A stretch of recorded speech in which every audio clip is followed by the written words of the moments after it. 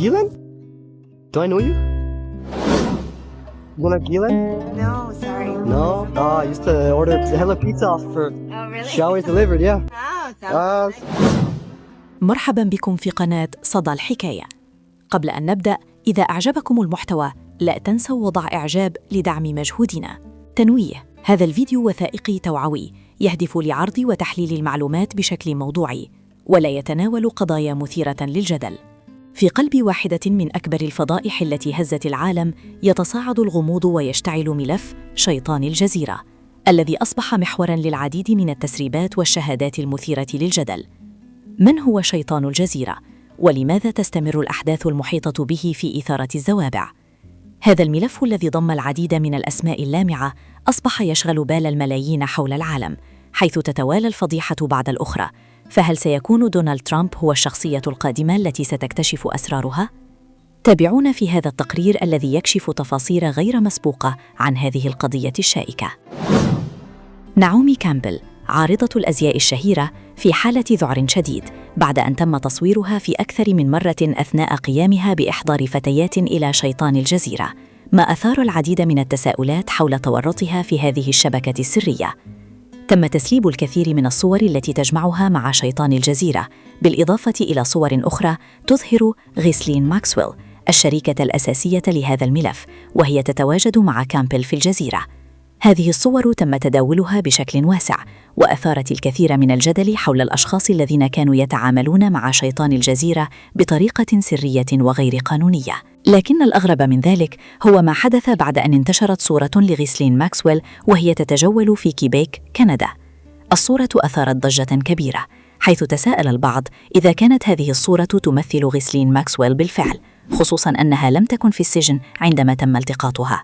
ووسط هذه التكهنات ظهرت أسئلة حول ما إذا كانت النخب قد استخدمت وسائل لتضليل الناس عبر استنساخ الشخصيات الشهيرة وإطلاق نسخ منها في الأماكن العامة.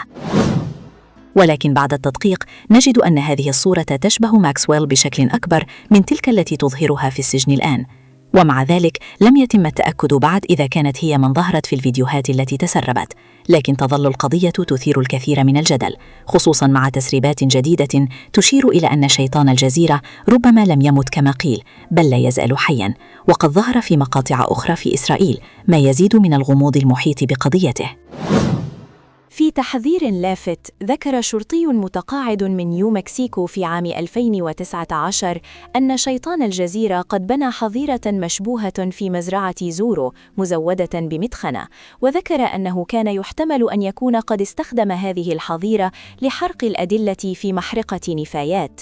هذا التلميح يتوافق مع تقارير تتحدث عن فتاتين أجنبيتين تم خنقهما ودفنهما في تلك المنطقة. التحقيقات الحالية عام 2026 في نيو مكسيكو ما زالت مستمرة، وهناك مصادر أكدت أن هذا الادعاء قيد المتابعة، مما يعزز الشكوك حول الأنشطة المشبوهة التي كان يديرها شيطان الجزيرة. ومع تصاعد هذا الملف بشكل دراماتيكي، أصبح الجميع يتساءل عن الشخصية التالية التي قد يتم استهدافها في هذه القصة. بعد القبض على الأمير أندرو المتورط في تسريبات ملفات جزيرة شيطان الجزيرة، بدأ الجميع يتوقع أن يكون الرئيس الأمريكي السابق دونالد ترامب هو الشخص التالي الذي ستظهر تفاصيله.